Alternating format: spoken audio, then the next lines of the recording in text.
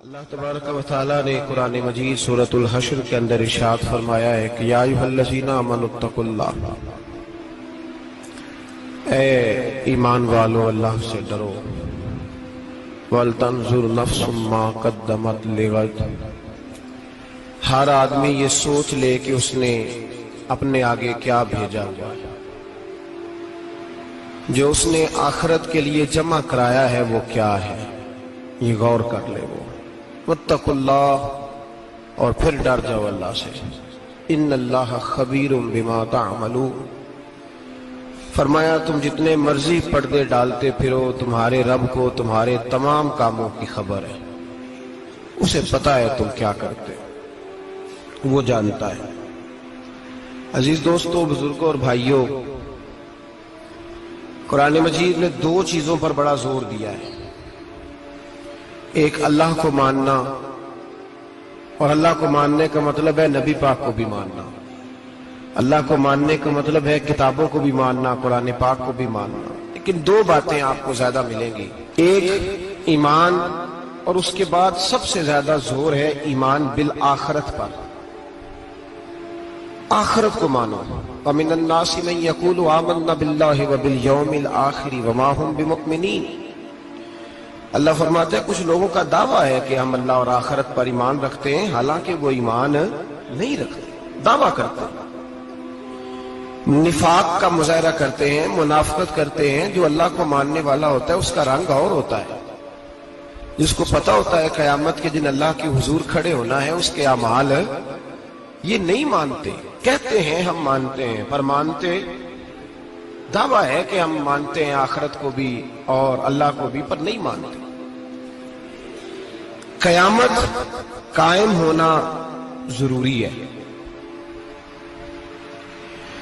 اگر وقوع قیامت نہ ہو تو ظالم کی تو موجیں لگ گئیں، جابر تو موج کرے گا، فاسق اور فاجر تو کہیں گے دنیا میں بھی ہم اپنے اقتدار کے زور پر جیتے رہے، آج بھی ہمیں پوچھنے والا کوئی نہیں۔ عقلاً نقلاً قیامت کا قائم ہونا ضروری ہے، قیامت قائم ہوگی تو مظلوم کو اس کے ظلم پر داد رسی کی جائے گی اور ظالم کو سزا ملے گی۔ ایک آدمی ساری زندگی دنیا کے اندر لوٹ مار کرتا رہا، دھوکہ فریب فراڈ کرتا رہا، اس کی راتیں شراب و کباب میں گزر گئیں، وہ مرے اور بات ختم ہو گئی، ٹھیک ہے موج کر کے چلا گیا۔ ایک آدمی ساری زندگی اس نے اللہ تبارک و تعالیٰ کی رضا کے لیے اپنی نظر کی حفاظت کی، زبان کی حفاظت کی، یہاں تک کہ دل کی بھی حفاظت کی، وہ بھی مرے تو معاملہ ختم ہو گیا۔ اس طرح تو پھر سرکش کا کچھ بنے گا ہی نہیں، نظام زندگی ساری اس کی سوچ ختم ہو کے رہ جائے گی اگر قیامت قائم نہیں ہوتی۔ قیامت کا قائم ہونا حق ہے، اس لیے قرآن مجید نے ایک جگہ پہ نہیں 20 جگہ پہ یہ بیان فرمایا ہے کہ قیامت ضرور قائم ہوگی، قیامت، اور وہ قائم ہو کر اپنے سارے لوازمات سمیت قائم ہوگی۔ میرے نبی پاک صلی اللہ علیہ وسلم نے فرمایا مظلوم کو حق ملے گا، ظالم کو سزا ملے گی۔ جابر اس دن اللہ کی بارگاہ میں رسوا کیے جائیں گے، جن پر جبر کرتے رہے انہیں اللہ کے حضور سے عطا کیا جائے گا۔ قیامت کا وقوع ہونا ضروری ہے، اور قیامت تو جب قائم ہوگی تب ہوگی، دنیا میں بھی ایسا ہوتا ہے، ظلم کا انجام ٹھیک نہیں ہوتا، جبر کا انجام، جھوٹ کی زندگی لمبی نہیں ہوتی، دھوکے فریب فراڈ ملمہ سازی، ان چیزوں کی عمریں اللہ نے تھوڑی رکھی ہیں۔ وقتی طور پر ظالم کو، دھوکے باز کو، جابر کو جو مہلت ملتی ہے وہ سمجھتا ہے میری سیاست کام کر رہی ہے، وہ سمجھتا ہے میں بڑا دانا ہوں، بڑا چالاک ہوں، دیکھ لو اتنے ظلم کے، جبر کے، دھوکے کے باوجود بنا ہوا ہوں، حالانکہ اللہ کی طرف سے اسے مہلت ملتی ہے اور بڑا ہی مہربان ہے۔ مہلت اس طرح دیتا ہے کہ میرے نبی پاک علیہ السلام نے فرمایا جب میرا مسلمان نیکی کرتا ہے تو اللہ فرشتوں سے فرماتا ہے 70 گنا بڑھا کے لکھ لو اس کی نیکی، 70 گنا، اور جب گناہ کرتا ہے تو اللہ فرماتا ہے ٹھہر جاؤ ابھی لکھنا نہ، اسے ٹائم دو۔ یا اللہ کتنا؟ فرمایا 24 گھنٹے تو دو، ہو سکتا ہے توبہ کر لے، یہ اس کی مہربانی ہے۔ اب وہ جو اللہ نے مہلت دی ہے نا کہ شاید توبہ کر لے، لوگ سمجھتے ہیں میری چالاکی کی وجہ سے نظام سیٹ چل رہا ہے، میں بڑا تیز ہوں، 2 4 5 باتیں بولتا ہوں سب صحیح ہو جاتا ہے۔ لوگ اس کو اپنی دانائی سمجھ لیتے ہیں، حالانکہ وہ اللہ کی طرف سے۔ فرعون نے کئی 100 سال حکومت کی اور اس طرح اس نے ظلم کیے کہ لاکھوں اور ہزاروں بچے قتل ہی کرا دیے، 12,000 عورتوں کے پیٹ میں حمل تھا اس نے ضائع کرا دیا۔ جب حضرت موسیٰ علیہ السلام اپنی قوم کو لے کے نکلے، رستے میں دریا آ گیا، فرعون پیچھے لگا ہوا تھا، وَإِذْ فَرَقْنَا بِكُمُ الْبَحْرَ فَأَنْجَيْنَاكُمْ، اللہ فرماتے ہیں تمہارے لیے میں نے دریا کو پھاڑا اور تمہیں نجات دے دی، وَأَغْرَقْنَا آلَ فِرْعَوْنَ، اور فرعون کو غرق کر دیا، وَأَنْتُمْ تَنْظُرُونَ، تم کھڑے دیکھ رہے تھے۔ اب جب حضرت موسیٰ دریا کے کنارے پہنچے تو فرعون بھی پیچھے آیا۔ فرعون لوگوں سے کہا کرتا تھا کہ میں کہتا ہوں تو دریا چلتا ہے، میں کہتا ہوں تو ہوائیں آتی ہیں، میرے حکم کے پابند ہیں سارے۔ جاگ رہے نا آپ حضرات، غور فرمائیے گا بات پر۔ دعویٰ تھا اس کا کہ میں کہتا ہوں تو نظام زندگی چلتا ہے۔ اب جب دریا کے کنارے پہنچی حضرت موسیٰ علیہ السلام تو اللہ نے حکم دیا کہ آپ عصا مارے۔ جناب موسیٰ نے عصا مارا، 12 رستے بن گئے۔ اب حضرت موسیٰ کی قوم گزر رہی تھی تو فرعون سے پوچھنے لگے کہ تو کہتا تھا میرے حکم سے چلتا ہے، تو وہ تو حضرت موسیٰ نے ڈنڈا مارا ہے تو رستہ بن گیا ہے۔ باز نہیں آتا انسان باز بنے بڑے ہیں اس کے پاس، بڑی دلیلیں ہیں، جھوٹ سچ بول کے اپنے آپ کو مطمئن کرتا ہے، آخر دم تک تبدیل ہونے کو تیار نہیں ہوتا، دلیلیں گھڑتا رہتا ہے، بناتا رہتا ہے، شور کرتا ہے جان بوجھ کے۔ بھئی تو کہتا تھا میرے چلانے سے چلتا ہے، تو باز ابھی بھی نہیں آیا۔ کہنے لگا میں نے ہی حکم دیا ہے کہ ذرا پھٹ جا، مجھے یہ زندہ چاہیے۔ باز رسی جل گئی، بال کہنے لگا میں نے ہی کہا ہے دریا کو کہ یہ مجھے زندہ چاہیے، میرے بھاگے ہوئے ہیں تو اس لیے پھٹا ہے، تو آؤ میرے ساتھ دریا کراس کرے۔ تو پتا تو ان کو بھی تھا نا، جتنا تو رب بنا ہوا ہے پتا تو تھا، سارے جانتے تھے۔ کہنے لگے تو پہلے کراس کر، اگر تو بچ گیا تو ہم بھی پیچھے آتے ہیں۔ اب چاروں ناچار۔ ایک روایت تو یہ ہے کہ یہ جب خدائی کا دعویٰ کرتا تھا نا، تخت پہ بیٹھا ہوتا تھا، تو ایک دن حضرت جبریل آئے اس کے پاس انسانی شکل میں،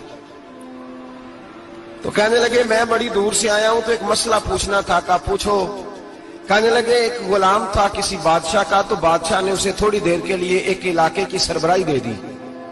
کتنی دیر کے لیے ہمیں سربراہیاں ملتی ہیں؟ کیوں جی؟ تھوڑی دیر کے لیے ملتی ہے نا، تھوڑی دیر کے لیے سربراہی دے دی ایک غلام کو۔ ذرا بات کو سمجھیے، حضرت جبریل پوچھتے ہیں، کہتے ہیں سربراہی مل گئی،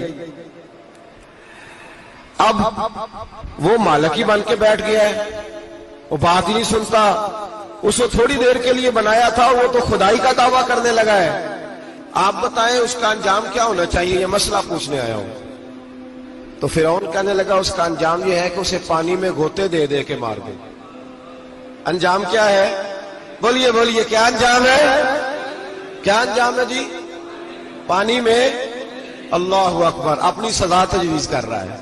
اس کی سزا کہ اسے پانی میں گوتے دے دے کے مارو ظالم کو۔ اسے تھوڑی دیر کے لیے بنایا تھا اور وہ چھا ہی گیا ہے، قبضہ ہی کر گیا ہے۔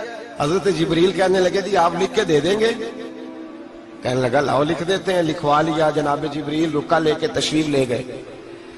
اب جب فرعون دریا میں آیا نا تو اللہ نے حکم دیا مل جا۔ جب دریا ملا چیخنے لگا تو حضرت جبریل آئے، کہنے لگے تیرا ہی فتویٰ ہے، یہ تیری سزا ہی ہے نا، ہم بھی بڑی سزائیں تجویز کرتے ہیں، یہ جھوٹا ہے جی، اس کا تو فلانا علاج ہونا چاہیے، تو اگر تو جھوٹ بولے تو یہ فلانا بڑا جاور ہے جی، اس کے ساتھ اس طرح ہونا چاہیے، تو اگر تو یہ کام کرے تو جو سزا تو لوگوں کے لیے تجویز کر رہا ہے تو اپنے بارے میں بھی سوچ۔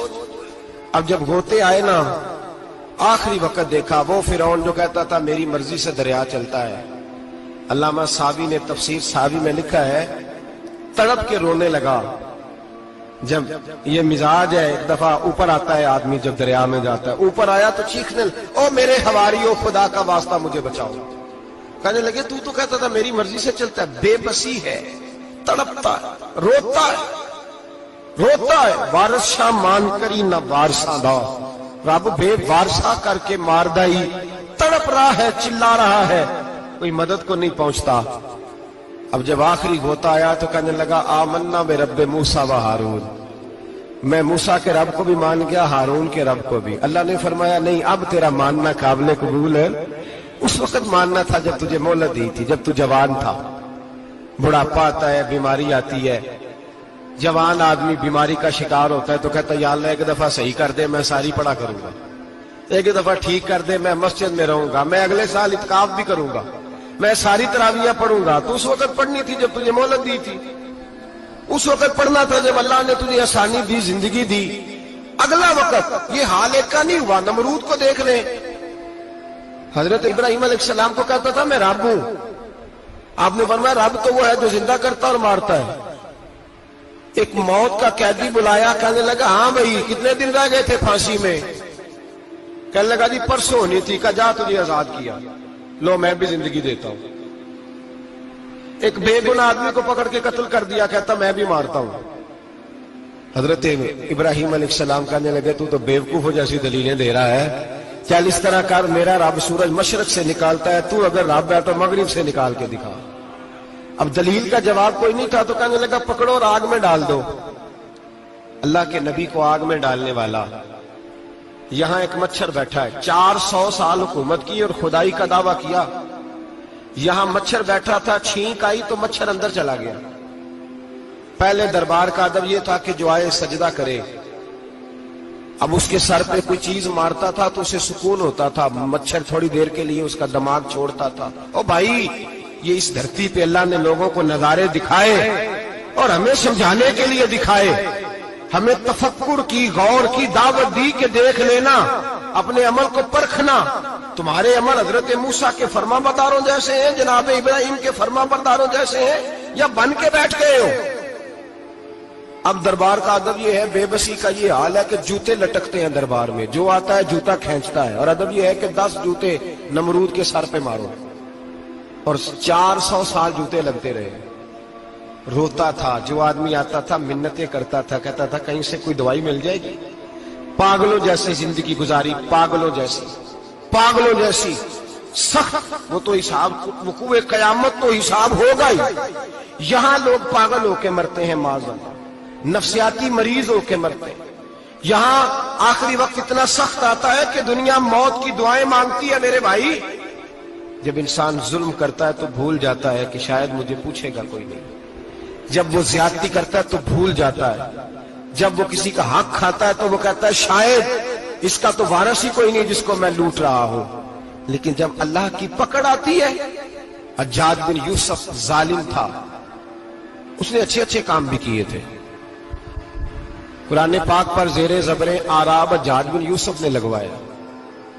محمد بن قاسم کو ہندوستان سندھ کے علاقے فتح کرنے بھی حجاج بن یوسف نے بھیجا تھا. ساری خوبیاں اپنی جگہ پر، ظالم بہت بڑا تھا. کسی آدمی نے اس کے سامنے کونے کی طرف منہ کر کے ساتھ والے سے بات کر لی تو کہنے لگا میرے خلاف کیا، اس کو لے جاؤ، 2 ٹکڑے کر کے واپس لے آؤ. توتی بولتا ہے نا اقتدار. جب کسی کے ہاتھ اقتدار ہوتا ہے نا، وہ چاہے ایک گھر کا ہی کیوں نہ ہو، وہ 10 بندے فیکٹری میں کام کرتے ہو اور جو ان کا مالک ہوتا ہے وہ کہتا میں مالک ہوں، مجھے مانو. جب تو صاحب اقتدار ہوتا ہے نا، جب تو سسر بن کے بیٹھتا ہے اور کسی غریب گھر کی بہو آتی ہے 2-4 تو کہتا میرا اقتدار ہونا چاہیے. جب میں کھانسنے لگوں تو ہر آدمی کے ہاتھ میں ٹشو پیپر ہونا چاہیے. جب میں بولنے لگوں تو بندھے ہوئے ہاتھوں سے ہر آدمی جی جی کرتا ہوا کھڑا ہونا چاہیے. جس آدمی کا، اور یہ کام بہو بھی کرتی ہے کئی دفعہ، وہ بھی کہتی ہے کہ تمہیں پتا نہیں میں کتنا لمبا چوڑا جہیز لے کے آئی ہوں. جب میں سونے کے لیے اپنے بیڈ روم میں جاؤں تو خبردار بوڑھے بابے کو اجازت نہیں کہ وہ کھانسے. اماں کو چاہیے کہ اگر اس کو بڑی سخت پیاس بھی لگی ہے تو میرے سوتے سوتے باورچی خانے میں برتن نہ کھٹکھٹائے. جو جہاں بھی جس اسٹیج پہ بھی بیٹھتا ہے وہ کہتا ہے کوئی نہیں مجھے پوچھنے والا، میں مطلق العنان ہوں. جوان بوڑھوں کا مذاق اڑاتے ہیں، سمجھتے ہیں شاید کبھی بوڑھے نہیں ہونا، مذاق اڑاتے ہیں. تندرست لوگ بیماروں کا مذاق اڑاتے ہیں، شاید کبھی بیمار نہیں ہونا. حجاج بن یوسف ظالم تھا، ظلم کرتا تھا، زیادتی کرتا تھا. حضرت سعید بن جبیر ایک تابعی بزرگ تھے، اتنے بڑے بزرگ تھے کہ ساری رات نماز پڑھتے تھے، سارا سال روزہ رکھتے تھے. ایک دن انہوں نے منبر پہ بیٹھ کے کہا کہ حجاج ظلم سے باز آ جائے ورنہ اللہ کی لاٹھی بڑی بے آواز ہے۔ اللہ کی لاٹھی، اس کا کیا مطلب ہوتا ہے؟ اس کا مطلب ہے جب رب کی لاٹھی چلتی ہے تو اس کی آواز، جی اس کا پہلے کوئی پیغام، وہ پہلے اعلان نہیں کرتا کہ تگڑے ہو جاؤ لاٹھی چلنے لگی ہے، لاٹھی چلتی ہے پر اس کی آواز، سمجھ آ رہی ہے میری بات کی؟ جمعۃ الوداع کے لیے تشریف لانے والے احباب خاص غور فرمائیے گا۔ حجاج بن یوسف کو پتا چلا کہ حضرت سعید بن جبیر نے میرے خلاف بات کی، بلا لیا، کہنے لگا تو نے میرے خلاف بات کی ہے؟ فرمانے لگے کی ہے۔ کہنے لگا تجھے پتا ہے میں قتل کر دوں گا؟ آپ فرمانے لگے نہ تو زندگی کا مالک ہے نہ موت کا مالک ہے، تو کیسے قتل کر؟ کہنے لگا تجھے پتا ہے میرا؟ فرمایا میں نے تجھے نہیں، میں نے تو کئی شداد، کئی حماد، کئی قارون، کئی فرعون، کئی نمرود دیکھے، کئیوں کی داستانیں سنی، تو کون ہے؟ تو تو چھوٹا سا ہے۔ ایک جملہ ہے ملا جلال الدین رومی کا، بڑے درویش تھے، ایک بات کہہ گئے، کہنے لگے نمرود جتنے پیسے نہیں، فرعون جتنی حکومت نہیں، قارون جتنی دولت نہیں، ورنہ فرمانے لگے میرے زمانے میں بھی کئی لوگوں کا خدا بننے کو دل کرتا ہے، کئی لوگوں کا دل کرتا ہے، لیکن نمرود جتنے پیسے، فرعون جتنی طاقت اور قارون جتنی دولت نہیں، ورنہ ہو سکتا ہے لوگ دعویٰ کر جائیں معاذ اللہ ثم معاذ اللہ۔ یہ آج سے کئی سو سال پہلے وہ کہہ رہے ہیں، آج تو حالات بڑے ابتر ہیں، اس کی نسبت خطرناک۔ فرمانے لگے حضرت سعید بن جبیر تو زندگی موت کا مالک نہیں۔ کہنے لگا پکڑو، قتل کرو اسے، لے جاؤ۔ جب پکڑ کر کھینچ کر لے جا رہے تھے نا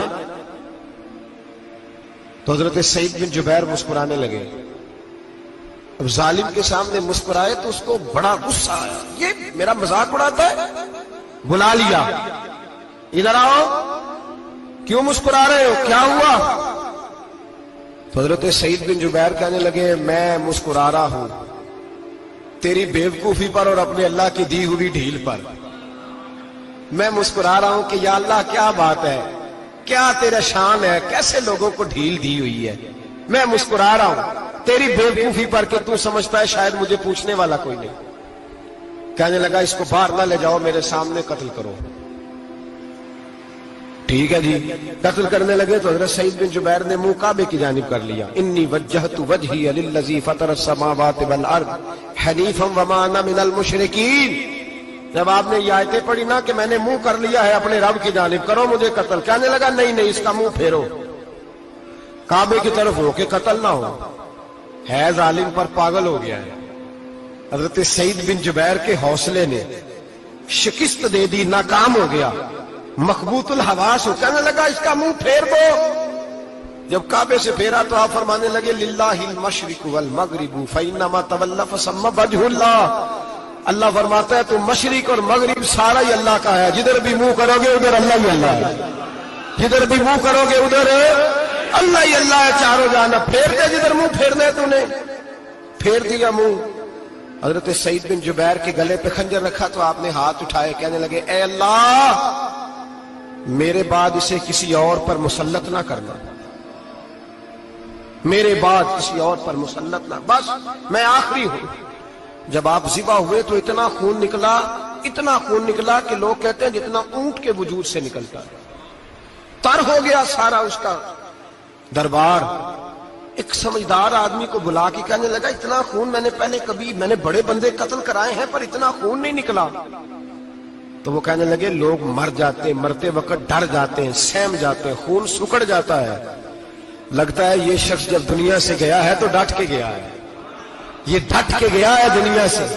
حجاج بن یوسف رات کو سویا تو تڑپ کے اٹھا، کیا ہوا؟ گھر والے کہنے لگے کیا ہوا؟ کہنے لگے سعید بن جبیر خواب میں آیا اور کہتے ہیں اٹھ مجھے بتا تو نے مجھے کیوں قتل کیا، بتا بتا کیوں مارا۔ اگلی رات پھر سویا تو وہی خواب، پھر سویا تو وہی خواب۔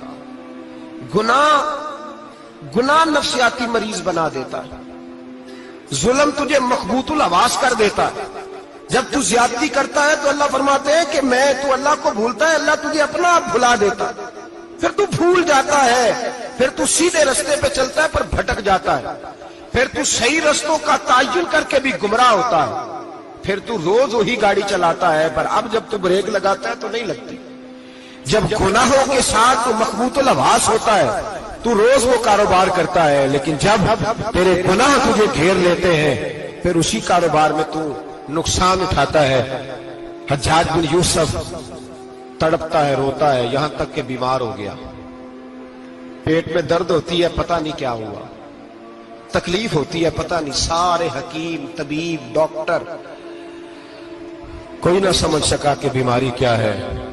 جو بیماریاں خدائی ہوتی ہیں ان کا لوگوں کو پتا، جو آزمائشیں رب کی جانب سے ہوتی ہیں وہ ڈاکٹروں کے ہتھے نہیں چڑھتی، جو تکلیفیں اللہ دیتا ہے ان کا حکیم طبیب علاج نہیں کر پاتے، مشکل، اور شفا اسی وقت ہوتی ہے جب اللہ دینا چاہے، اور جب رب بھی دینا نہ چاہے تو بڑے بڑے ڈاکٹر کہتے ہیں کہ ہمارے بس کی بات نہیں رہی۔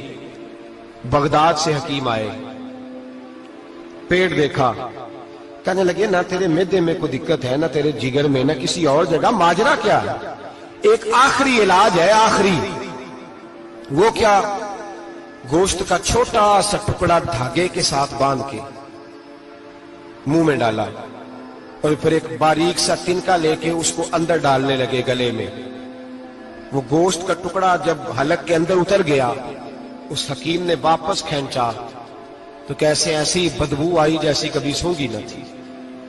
جانور، کیڑے مکوڑے لگے ہوئے باہر نکلے، اور جب دیکھا تو جتنے محل میں لوگ بیٹھے تھے چلاتے ہوئے نکل گئے کہ یہ کیا مصیبتیں ہیں۔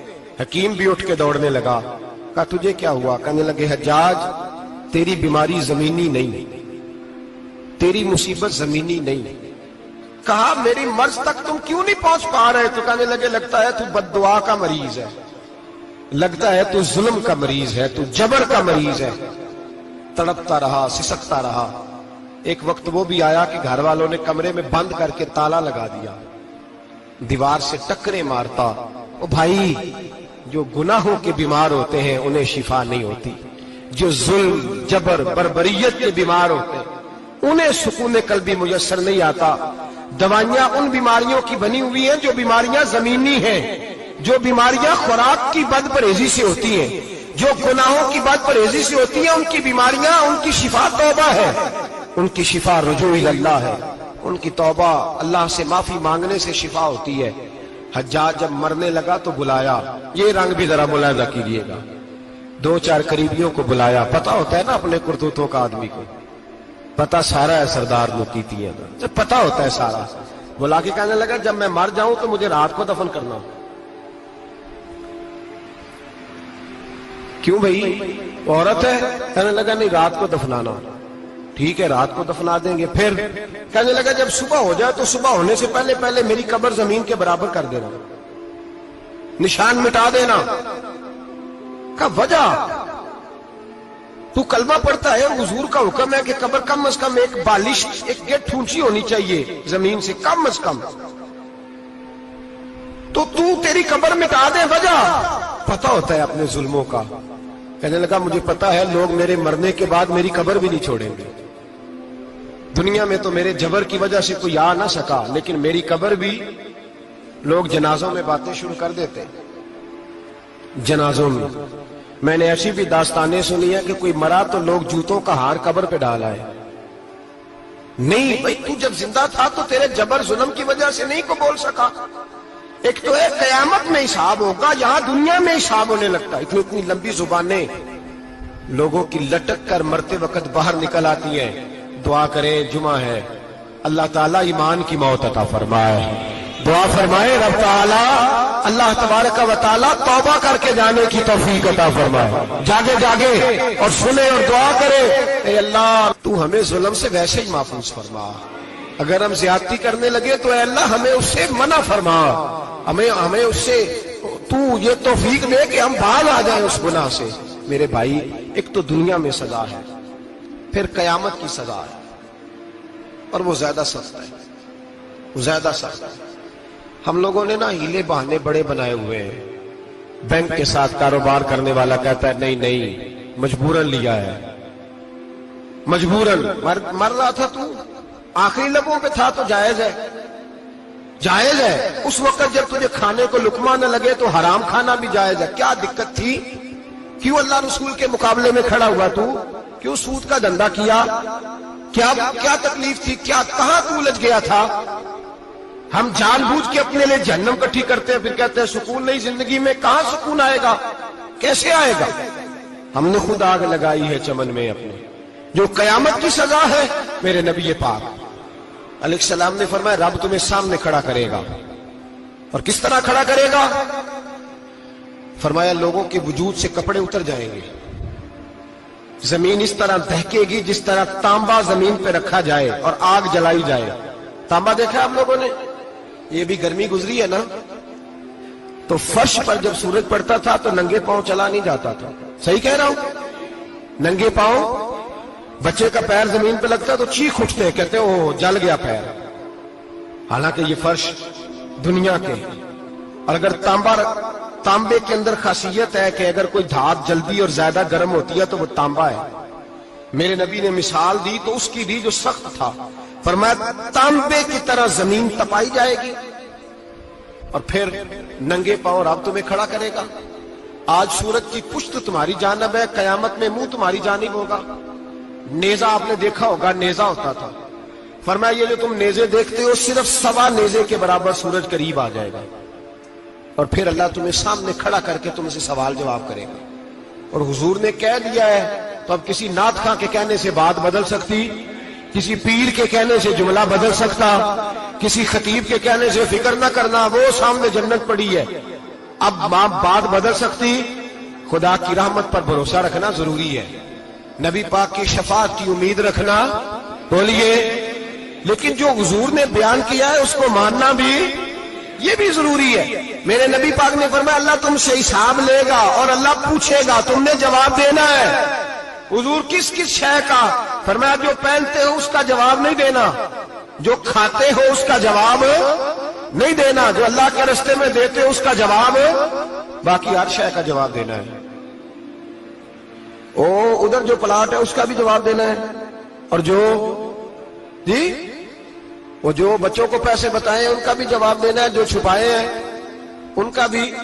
ثم لتسألن یومئذ عن النعیم، جو کمیٹی اپنے محلے میں ڈالی ہے اس کا بھی جواب دینا ہے، جو سسرال کے علاقے میں ابا جی سے چوری ڈالی ہوئی ہے اس کا جواب بھی، سب کا جواب دینا ہے، تمام حساب کتاب۔ اور اللہ فرماتے ہیں میں سامنے کھڑا کر کے ہر سوال کا تجھے جواب، تجھے ہر سوال کا جواب صاحب۔ اچھا یہ جو بڑے لوگ تھے وہ حساب سے ڈرتے تھے، ہم چھوٹے لوگ ہیں ہم حساب سے ہم نہیں ڈرتے، ہم کہتے ہیں دیکھی جائے گی۔ بڑے لوگ جو تھے وہ حساب سے، حضرت ابوبکر صدیق دعا کرایا کرتے تھے، دعا کرو اللہ مجھ سے حساب نہ پوچھے۔ حضرت عمر فاروق رضی اللہ تعالیٰ عنہ اپنے بیٹے سے کہتے تھے بیٹا اپنے باپ کے لیے رحمت کی دعا کرنا، میں درگزر والا ہوں، میں حساب والا کوئی نہیں۔ بڑے لوگ ڈرتے تھے، بڑے لوگ۔ حضرت عثمان غنی قبر پہ کھڑے ہوتے تھے تو داڑھی آنسوؤں سے بھیگ جاتی۔ غلام کہتے ہیں حضور 3 دفعہ نبی پاک نے آپ کو جنت کی بشارت دی ہے، 3 دفعہ بشارت دی ہے، تو آپ کیوں اتنا روتے ہیں؟ عثمان غنی فرماتے جس رسول نے مجھے جنتی کہا ہے اسی محبوب نے مجھے فرمایا تھا عثمان قبر آخرت کی منزلوں میں سے پہلی منزل ہے۔ اور آپ فرماتے میرے تو کمرے میں دیا گل ہو جائے تو مجھے ڈر لگتا ہے، اس میں تو مکمل اندھیرا ہے۔ آپ فرماتے کھڑکیاں بند ہو تو دم گھٹنے لگتا ہے، اس کو تو دروازہ ہی کوئی نہیں، روشن دان تک نہیں۔ بھائی جو بڑے تھے وہ ڈر رہے تھے۔ مولا علی شیر خدا نماز کا وضو کر کے کانپتے تھے، کانپتے۔ علی آپ مرحب کے سامنے نہیں کانپے، خیبر کا دروازہ اکھاڑتے نہیں کانپے، بدر، احد، خندق، حنین اور خیبر میں نہیں کانپے، تو یہاں آپ فرمانے لگے مالک کے سامنے جاتے ہوئے ڈر آتا ہے۔ بڑے لوگ کانپتے تھے، بڑے لوگ۔ آج کون سا جمعہ ہے؟ سارے بولیے۔ حالانکہ یہ اگلے سال دوبارہ آئے گا، ہمارا نہیں پتا کہ ہم ودا ہو جائیں کہ کیا بنے۔ یہ کون سا جمعہ ہے؟ آیا جمعۃ الوداع، آئے ہم پڑھے۔ آج ایک فکر لے کر کے جانا، ایک سوچ، جہاں روز رات کو بیٹے کی ٹینشن، بیٹی کی ٹینشن، بھائی کی ٹینشن، پوتے کی ٹینشن ہوتی ہے نا، ایک ٹینشن اور اپنے آج ایک ٹینشن بڑھا لو، قبر کی ٹینشن پیدا کر لو، قیامت کی تھوڑی سی فکر کر لو، تھوڑی سی، ایک لمحے کے لیے صحیح تھوڑا خیال پیدا کرے۔ حضرت حسن بصری नाम सुना हुआ है ना? ये हजरत अली के शागिर्द है। नबी पाक के घर में आ जाते थे कई दफा, बच्चे थे जब। हजरत हसन बसरी ताबी हैं, फरमाते हैं खाना काबा में उमरा करने गया, तवाफ़े काबा कर रहा था तो बड़ा अजीब मंजर हुआ, रात की तन्हाई हुई। उस वक्त कई दफा तवाफ बंद भी होता था, इसलिए एक रश कम होता था तो रात को सब सो जाते। कहते रात जरा गहरी हुई तो लोग अपना अपना खैमा लेके जाते थे। अब तो होटल है ना, तो खैमे लगते थे, लोग खैमा लेके जाते थे, जहां जगह मिलती थी खैमा लगा के रहते थे। फरमाते मैं रात को सोया खैमे में, एक दर्दनाक आवाज आई, मीठी है धीमी है पर दर्द बड़ा है। कोई रोने वाला रो के कहता है अल्लाह हिसाब कयामत में मुझसे ना लेना, ऐ अल्लाह तन्हाई में जितना मर्जी हिसाब लेना पर लोगों के सामने ना लेना। और फिर कहता है अल्लाह फजल तो तू तब करे जब तू मेरा हिसाब पूछे ही ना।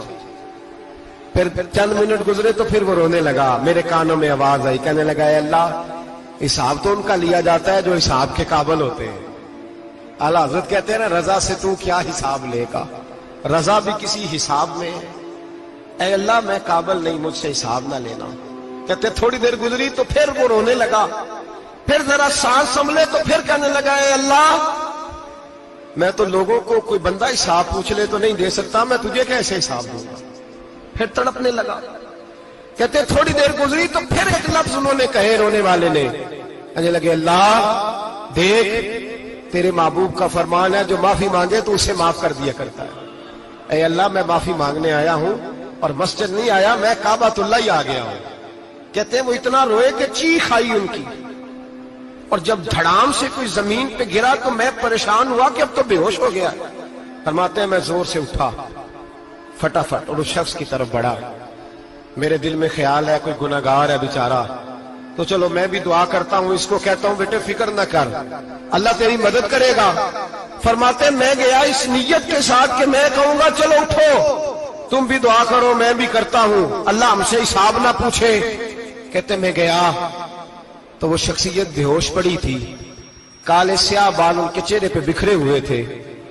कहते लोगों जब मैंने जुल्फे हटाई चेहरे से तो मेरा वजूद कांपने लगा आसमान टूट पड़ेगा, जमीन फट जाएगी, सितारे बिखर जाएंगे, आज बह जाएंगे समुंदर। फरमाते मेरी चीखें निकल गई, ये कोई गुनाहगार तो नहीं, ये तो हजरत फातिमा के पोते इमाम ज़ैनुल आबिदीन है, ये तो इमाम हुसैन का वो बेटा है जो करबला में तन्हा बचे थे। फरमाते मैं इमाम का चेहरा देखा तो भाग के आया और मैंने अपनी दाढ़ी उनके पैरों के साथ मस की और मैंने कहा हुजूर उठिए। इमाम उठे तो मैंने कहा ओ शहजादे तेरे तो इशारे से अल्लाह कई गुनाहगारों को बख्शेगा, तेरी तो दुआ से अल्लाह बख्शेगा, ये क्या कर रहे हो। तो इमाम ज़ैनुल आबिदीन कहने लगे हसन बसरी इधर आ यार, इधर आओ बुजुर्गो, मेरे दादा के पास रहने वाले हो, मैंने ना आज ही सुना है कि उसका अजाब बड़ा सख्त है, आओ मेरे लिए दुआ करो, अल्लाह पाक मुझसे हिसाब ना पूछे। कहा हुजूर ना करें। अब फरमाने लगे तुझे नहीं पता कुछ चीजें ऐसी हैं कि रब ने अगर हिसाब पूछा तो मैं वाकई जवाब नहीं दे पाऊंगा, चल कर मेरे लिए दुआ। कहते मैंने हाथ बांधे, हुजूर मैं नहीं करता, उठा कह। फरमाते मैंने हाथ उठाए, मैंने कहा अल्लाह तेरे रसूल का शहजादा है, ये तेरे रसूल का शहजादा है, ये कह रहा है तो फजल कर। ओ भाई जो बड़े थे वो तो तड़पते थे, सिसकते थे। अबू अली हीती कहते खाना काबा में पत्थर पे सर रगड़ रगड़ के कोई बूढ़ा कह रहा था ऐ अल्लाह अव्वल तो हिसाब ना लेना, और अगर लेना तो मुझे अंधा करके उठाना, मैं तेरे नेक बंदों के सामने शर्मिंदा नहीं। इकबाल रो पड़े। इकबाल कुछ लोगों ने लिखा है ये आखिरी रुबाई है डॉक्टर इकबाल की, आखिरी, इसके बाद शायद उसने कलाम ने कुछ सीरत निगारों का ख्याल है। इकबाल मदीने की तरफ मुंह करके कहने लगे तू गनी अजहर दो आलम मन फकीर, अल्लाह तू गनी है मैं तो फकीर हूं, रोज मक्शर उज्र हाय मन पजीर। ऐ अल्लाह अव्वल तो मेरा कोई उज्र कबूल कर लेना मक्शर के दिन, और अगर ना करना हुआ अगर तुम्हें बीनन हिसाबम ना गुजीर, اگر ضرور ہی میرا حساب لینا ہے، اے اللہ اگر تو نے ضرور لینا ہے، اے اللہ اگر ضرور ہی لینا حساب، اول تو میرا عذر مان لینا، میری کمزوری پہ رحم کرنا، اے اللہ میرے بڑھاپے پر میری کمزوری پر رحم کرنا، اگر ضرور حساب لینا ہے از نگاہ مصطفیٰ پنہا بغیر، تو اے اللہ ذرا حضور کی نگاہوں سے اوجھل کر کے لینا، اے اللہ مجھے شرم آئے گی۔ میرے مصطفیٰ کریم فرمائیں گے میں تو تجھے ہر بات سمجھا کے آیا، ایک جگہ تیری رہنمائی کر کے آیا، تو کیسے عمل کما، ذرا اوجھل کر کے از نگاہ مصطفیٰ پنہا بغیر، ذرا حضور کی آنکھوں سے اوجھل کر کے سائیڈ پہ کر کے لینا، میں برداشت نہیں کر پاؤں گا۔ حضرت ابو علی ایتی کہتے ہیں بابے نے سر رکھا ہوا ہے اور کہتے ہیں اللہ مجھے اندھا کر کے اٹھانا، فرماتے میں گیا، میں نے کہا چلو میں دعا کرتا ہوں جا کے، فرماتے جب میں نے جا کے بزرگوں کی کمر پہ ہاتھ رکھا، ان کا چہرہ دیکھا تو یہ کوئی گناہگار تو نہیں، یہ تو بغداد کے پیر عبد القادر جیلانی ہے، یہ تو محبوب سبحانی غوث سمدانی ہے، یہ تو وہ شخص ہے جو قدم لگائے تو اللہ ولایت عطا کرتا ہے۔ جو بڑے تھے وہ ڈر رہے تھے، معین الملت والدین، عطائے رسول، ہند الولی، غریب نواز حضرت خواجہ معین الدین اجمیری رحمت اللہ علیہ، خواجہ قطب الدین بختیار کاکی کو تنہائی میں بلا کے کہنے لگے معین الدین سید زادہ ہے، معین الدین حضور کے خاندان میں پیدا ہوا ہے، معین الدین سے اس کے پیر کو بڑی امیدیں تھیں، معین الدین کو رسول پاک نے ہندوستان بھیجا تھا، پر قطب الدین یار معین الدین تبلیغ کا حق نہیں ادا کر سکا۔ حضرت خواجہ قطب الدین کہنے لگے حضور 90 لاکھ تو مسلمان کر دیے، اور کیا حق تھا؟ فرمایا نہیں، جب تو تہجد کی نماز پڑھے نا بیٹا اپنے لیے دعا مانگنا، تو خدا سے کہنا مولا میرے پیر کی کوتاہیاں معاف کر، وہ جس اعزاز کا تھا وہ کام نہیں کر سکتا، جو بڑے تھے ان کی تو باتیں بڑی تھی، یہ جو ہم چھوٹے آئے ہیں نا نئے، ٹکٹیں دیتے پھرتے ہیں، ٹکٹیں، بے نمازی جاہل ان پڑھ کی ٹکٹیں بانٹتا ہے لوگوں کو، تو بھی بخشا ہے تو بھی بخشا ہے، وہ 90 لاکھ لوگوں کو رائے حق پر لگا کے بھی کہتے تھے نہیں حق تو یہ ہے کہ حق ادا نہ ہوا، حق تو یہ ہے کہ حق، کوئی شاہی پلے نہیں، ڈٹا ہوا کھڑا ہے مسلمان، ڈٹا ہوا، یہ حساب سنے۔ کسی نے حضرت ابو ہریرہ سے کہا کہ کوئی ایسی حدیث سناؤ جو آپ کو بھی بڑی محبوب ہو۔ حضرت ابو ہریرہ نے چیخ ماری، رونے لگے اور بے ہوش ہو گئے، پھر ہلایا، پانی پلایا، اٹھے، کہا حضور بات کی تھی حدیث سنائے، پھر رونے لگے۔ ہمیں تو نہیں نہ رونا آتا، ہمیں تو تب آتا ہے جب بیٹا بات نہ مانے، ہمیں تو تب آتا ہے جب کاروبار میں نقصان ہو جائے، ہمیں تو تب رونا آتا ہے جب ہمارا کوئی دوست ہمارے بارے میں غلط بات کر دے، بے عزتی دنیا کی ہو جائے۔ حضرت ابو ہریرہ 3 دفعہ ہوش آیا، 3 دفعہ روئے اور کہنے لگے عزیزو یہ وہ والی حدیث ہے کہ میں سوچتا بھی ہوں تو میں تڑپ اٹھتا ہوں۔ کہا کون سی حدیث؟ تو حضرت ابو ہریرہ کہنے لگے میں نے نبی پاک سے سنا ہے قیامت میں سب سے پہلے علماء کا حساب ہوگا، سب سے پہلے علماء کا۔ رب کریم فرمائے گا تمہاری دین کے نام پر بڑی موجیں تھیں، تمہارے بڑے پوسٹر چھپتے تھے، لائنیں بنا کے لوگ تمہارے ہاتھ چومتے تھے، لوگ تمہاری گڑی کو بھی چومنا اپنے لیے سعادت سمجھتے تھے۔ بتاؤ میرے رسول کے نام پر کھانے والوں کیا کر کے آئے ہو؟ عمل بتاؤ، عمل، موج بڑی کی نا تم نے، بتاؤ عمل۔ علماء عالم عرض کرے گا اے اللہ میں جگہ جگہ تیرے رسول کے دین کی بات کرتا تھا، میں قرآن کے درس دیتا تھا، میں راتیں بیدار رہ کے تیاریاں کرتا تھا، میں جو بن سکا کیا۔ رب فرمائے گا نہیں، تو نے تو اس لیے کیا تھا کہ لوگ تجھے پیر صاحب کہیں، مولانا صاحب کہیں، تیرے نعرے لگائیں، تو لگے نہیں پھر تیرے نعرے، پھر لوگوں نے لمبے لمبے القابات پکارے نہیں تیرے۔ حضور سید عالم علیہ السلام فرماتے پہلا حساب اس کا لے گا جو عالم کہلاتا تھا۔ رب پوچھے گا تجھے طاقت دی، ہمت دی، بولنے کی صلاحیت دی، اپنے فضل سے دی، بتا کیا کما کے آیا ہے۔ حضرت ابو ہریرہ روتے ہیں، کہتے ہیں میں بھی تو حدیثیں سناتا ہوں، میں بھی تو عالم ہوں، میرے پیچھے بھی تو لوگ بھاگتے ہیں، لوگوں بتاؤ اگر اللہ نے ابو ہریرہ سے پوچھا تو کیا جواب دے گا؟ اللہ فرمائے گا علماء کے لیے بخاری مسلم ہے، یہ اٹھاؤ اور جہنم میں ڈال دو۔ امام غزالی فرماتے ہیں اگر کسی عالم کو سزا ملی تو سب سے سخت عالم کو ملے گی۔ دعا فرمائے اللہ میرے جیسے لوگوں کو ہدایت کا رستہ عطا فرمائے، اور جو کہتے ہیں سمجھتے ہیں اللہ اس پر عمل کی توفیق عطا فرمائے۔ فرمایا حضرت ابو ہریرہ نے دوسرے نمبر پر سخی اللہ کی بارگاہ میں کھڑا کیا گیا، مالدار۔ رب فرمائے گا بول، کچھ ایسے بھی تھے جن کے پاس شام کی روٹی نہیں تھی، تجھے میں نے تیری تجوری بھر کے تجھے دولت عطا کی، تجھے وراثت میں نے مربے دیے، جائیدادیں دی، بتا۔ وہ کچھ وہ تھے سویرے مزدوری کرنے جاتے تھے، کما کے لاتے تھے، ہزاروں روپیہ تیری بینک میں پڑا تھا، بتا کیا کیا تو نے؟ اے اللہ میں نے مسجد میں دیے، مدرسے میں دیے، 30 دن افطاریاں پکاتا رہا۔ اللہ فرمائے گا تو جھوٹ بولتا ہے، تو سارا کچھ اس لیے کرتا تھا کہ لوگ تجھے سخی کہے۔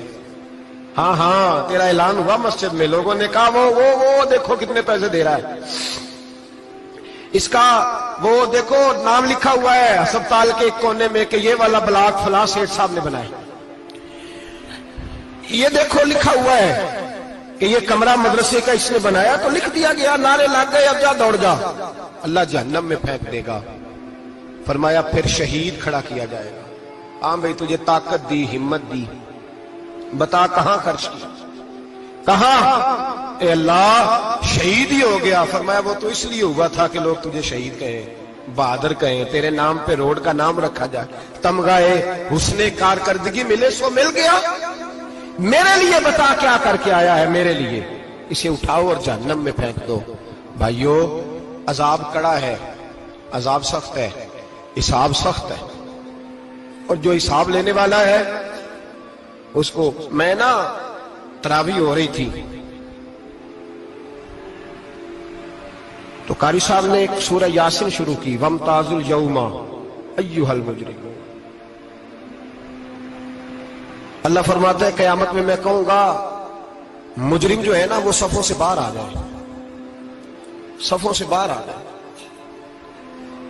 ایک ہمارے فزکس کے ٹیچر ہوتے تھے تو بڑی سخت چھڑی مارتے تھے، تو جب وہ قد بھی بڑا تھا، جلال بھی بڑا تھا، اور اصول بڑے اچھے انسان تھے لیکن سخت تھے، تو مجھے یاد آتا تھا کہ جب وہ سویرے آ کے کہتے جس نے کام نے لکھا وہ باہر نکل آئے، دو قسم کی چوٹ لگتی تھی۔ ایک تو خیال یہ آتا تھا کہ شرمندگی بڑی ہوگی کہ سارے اسٹوڈنٹ بیٹھے ہیں اور 2 3 4 ان کو کہا وہاں مرغے بن جاؤ، بڑی شرم آتی تھی۔ اور پھر جب وہ مارتے تھے تو اتنا سخت مارتے تھے کہ کئی کے دن تکلیف رہتی تھی، بتایا نہیں جاتا تھا۔ وہ اسٹوڈنٹ بتاتے تھے کہ یار اس سے بچو کسی بھی طریقے، اور کسی کا کام رہ بھی جاتا تھا کہتے تھے اس پیریڈ کی ڈیوٹی سبق یاد کر کے آنا ہے۔ سخت ٹیچر کے بارے میں تیرا میرا یہ رویہ ہے۔ تو یاد آ رہا تھا جب وہ کہہ رہے تھے نا وَامْتَازُوا الْيَوْمَ أَيُّهَا الْمُجْرِمُونَ، تو میں صف میں کھڑا تھا تو 2 قطرے میرے بہہ گئے آنسو کے۔ مجھے ساتھ بچہ کہنے لگا تبھی یہ ٹھیک ہے، میں نے کہا تبھی یہ تو ٹھیک ہے، کچھ یاد آ گیا ہے کہ میدان محشر میں یہاں تو چھپے ہوئے ہیں نا عیب، چھپے ہوئے، اور بھائی رب بڑا کریم ہے، عیبوں کے باوجود نوازتا ہے۔ میرا دعویٰ یہ ہے اگر ہمارے عیب کھل جائیں، لوگ ہمیں دھرتی پہ جینے نہ دیں، لوگ جینے نہ دیں، نکال دیں، اپنے بھی ہمیں برداشت نہ کریں، یہ تو اس کا کرم ہے۔ پتہ سارا ہے سردار نو کیتیاں دا، پردہ چپایا ہی تیرا بھلا ہو سی۔ وَامْتَازُوا الْيَوْمَ أَيُّهَا الْمُجْرِمُونَ۔ اللہ فرمائے گا مجرم باہر آ جائے۔ یا اللہ کیا ہوگا؟ جب سوال جواب ہوں گے تو رب فرماتے ہیں تیری زبان پہ مور لگا کے بند کر دوں گا، تیرے ہاتھ بولیں گے، پیر بولیں گے، سر بولے گا، پیٹ بولے گا۔ اس وقت کی فکر پیدا کریں، ٹینشن پیدا کریں۔ वकूए क़यामत हक है। और बांध के ना लोग पैर बांध के जोर के साथ बांधते। सगा बेटा जब कब्र में दफन करता है ना तो वो भी कहता वो कोना, ये कोना थोड़ा सा मिट्टी कम है, यहां भी मिट्टी डालो। पहले लोग रोजाना जाते हैं, फिर हफ्ते के बाद, फिर महीनों बीत जाते हैं। कुछ कब्रें ऐसी भी हैं जिन पे खड़े हों तो लगता है कब्रें रो रही हैं और कहती हैं जाओ मेरे घर वालों से जाके कहो कोई फेरा ही लगा जाए। वो एक दफा आए तो सही, कोई मट्टी नहीं डालता। बादशाहों की कब्रें रोती हैं, सरमायादारों की कब्रें रोती हैं, कोई जाता नहीं। इतने इतने मोटे सुराख है कब्रों में। आप अपने शहर के कब्रिस्तान फिर के देख लें, सुराख है। ओ भाई, हजरत मौला अली शेर खुदा कब्रिस्तान गए तो पहले रोने लगे, फिर कहने लगे कब्रों वालों क्या हाल है तुम्हारा? तो आप फरमाते हैं मुर्दा मुझे अंदर से बोल के कहने लगा अली कफन फट गया, हड्डियां टूट गई। माल तो दे आए थे वारसों को, पर हिसाब हमें देना पड़ रहा है। तू बता पीछे क्या हालात है? तो हजरत अली कहने लगे तुम्हारी बीवियों ने और निकाह कर लिए, तुम्हारे दोस्तों ने नए दोस्त बना लिए, तुम्हारी औलादों ने तुम्हारे बगैर जीना सीख लिया, तुम्हारी जायदादें बट गईं, तुम्हारा पैसा तकसीम हो गया। पहले तो कोई तुम्हारा नाम लेता था, अब तो तुम्हारा जिक्र खत्म हो गया। अब तो एक दो नस्ल तक तुम्हारा जिक्र था, अब तो तुम्हें याद ही कोई नहीं करता। कहते हैं लोग यहां कोई रहा करता था, यहां कोई हुआ करता था, अब तो तुम किस्सा पारीना, किस्सा माजी हो गए। हिसाब का वक्त करीब है, करीब आ गया वक्त। अल्लाह फरमाते इक़्तरब लिन्नासि हिसाबुहुम वहुम फी गफलतिन मुरिदून। फरमाया हिसाब का वक्त करीब आ गया है तो अभी भी गाफल है। जुम्मतुल विदा, एक परेशानी लगाने का इरादा था, बड़ी परेशानी अब पाली है, एक परेशानी और पाल लो। जिसको ये परेशानी लग जाए उसके अमल संवरने लग जाता है। ये परेशानी पाल लो कि अगर मुझे हिसाब देना पड़े। हजरत उमर का फरमान, आप फरमाया करते थे अपना हिसाब खुद कर लो, कबल इसके कि अल्लाह तुम्हारा हिसाब करे। खुद कर लो अपना हिसाब, खुद खाते ठीक करके रखो, चेक करके रखो। मेरी दुआ है अल्लाह पाक हमें उनमें शामिल करे जिनको वो माफ करने वाला है।